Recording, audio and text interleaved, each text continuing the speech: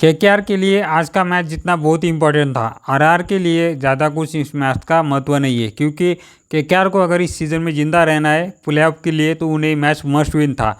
और केकेआर ने इस सीज़न में जितनी अच्छी स्टार्ट किया था शुरू में, उस तरह से वो मिडल फेज में अपने आप को पिकअप नहीं कर पाए थे। लेकिन आज की मैच में बहुत ही अच्छा जो आखिर के ओवर में जो अपने आंद्रे रसल ने जो पिकअप किया है, उसके कारण मुझे लगता है कि अब थोड़ा सा हम कह सकते हैं ज़ोर से आई होगी केकेआर को थोड़ा अपना पावर ऑफ बूस्टअप हुई होगी। क्योंकि इस मैच में भी पहले फेज में केकेआर उस प्रकार से नई बैटिंग कर रही थी।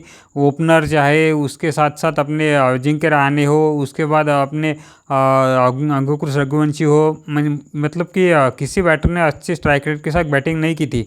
लगभग 16 ओवर तक जब आंद्रे रसल आए थे पिच पर, तब तक कुछ भी नहीं हुआ था मैच में। 115 के रन के आसपास के कुछ रन बने थे, लेकिन ऐसा लग ही नहीं रहा था कि 180 के आसपास भी केकेआर जा सकेगी। लेकिन जो बोलते ना कैरेबियन पावर, आंद्रे रसल, उन्होंने अपनी बहुत ही खतरनाक क्लास जिसे दिखाई। बहुत ही अच्छी उनकी जो पावर है, हिटिंग है, वो उन्होंने आज बहुत ही अच्छी तरह से डिस्प्ले किया। जो शुरू के 9 बॉल में सिर्फ और सिर्फ 2 रन पर थे, उन्होंने आगे वाली अगली 13 बॉल पर सीधा जाके 54 रन बना डाले। मतलब कि सोच सकते हो आप किस तरह की उनकी हिटिंग रही होगी। और उन्हीं के कारण था, और साथ में उनको अच्छा स्टार्ट मिला अपने रिंकू सिंह का एक मिला। उनके कारण, इन दोनों के कारण था कि 200 प्लस चली गई केकेआर और बहुत ही अच्छा टारगेट सामने रख पाई आरआर के सामने। लेकिन जब आरआर चेस करने आई तो आरआर के आते ही अपने वैभव सूर्यवंशी और अपने यशस्वी जायसवाल, इन दोनों के लगातार विकेट चले गए। लेकिन उसके बाद मिडल पेज में भी 3rd नंबर पर भी अपने वो नए ओपनिंग बैटर आए, कोई डेब्यूटेंट आए, वो कोई, उनका भी विकेट बहुत ही जल्दी चला गया। मतलब कि पावर प्ले में 3 विकेट खो दिए थे अपने इसने आरआर ने। लेकिन जब रियान पराग ने आज बहुत ही अच्छी पार्टनरशिप के लिए, रियान पराग ने शुरू में थोड़ा सा टाइम लिया, लेकिन उनकी जो पार्टनरशिप लगी सिमरन हेटमायर के साथ, उस पार्टनरशिप के कारण था कि ये मैच इतना क्लोज चला गया कि मतलब एक वक्त तो ऐसा लग रहा कि इजीली ये मैच आरआर जीत जाएगी।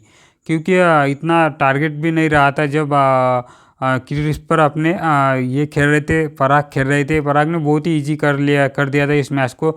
जिस प्रकार से उन्होंने छक्के लगाए, जो 8-9 छक्के लगाए रियान पराग ने इस मैच में, बहुत ही एक्सेप्शनल था ये रियान पराग की पारी इस सीज़न में। पिछले कई मैचों में हम उनसे एक्सपेक्ट करते थे इस प्रकार के, लेकिन उनसे हुआ नहीं। मतलब कि बहुत ही कुछ ऐसे क्लोज मैच गए पिछले कि जहाँ पर उनकी तरफ से रिक्वायरमेंट थी एक कैप्टनसी की नॉक की, लेकिन वो हुआ नहीं। और इस मैच में उन्होंने दिखाया उनकी काबिलियत कि हाँ वो कर सकते हैं, लेकिन वो भी इस मैच को एंड नहीं कर पाए, फिनिश नहीं कर पाए। और मैच को मतलब कि आरआर को जीता नहीं पाए।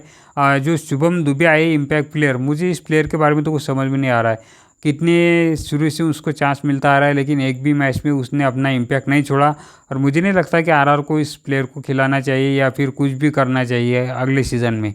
बाद में जब आखिर के ओवर में उससे अच्छे हिटिंग अपने जोफ्रा आर्चर ने की, और आखिर के ओवर में जाके कई शुभम दुबे ने 1-2 छक्के मारे, वो एक चौका मारा और क्लोज गया। कुछ 22 रन चाहिए थे, उसमें से 2 रन से केकेआर ने इस मैच को जीत लिया। और आरआर इस सीज़न से तो बाहर हो ही चुकी है, लेकिन केकेआर अभी भी इस प्लेऑफ की रेस में बनी हुई है।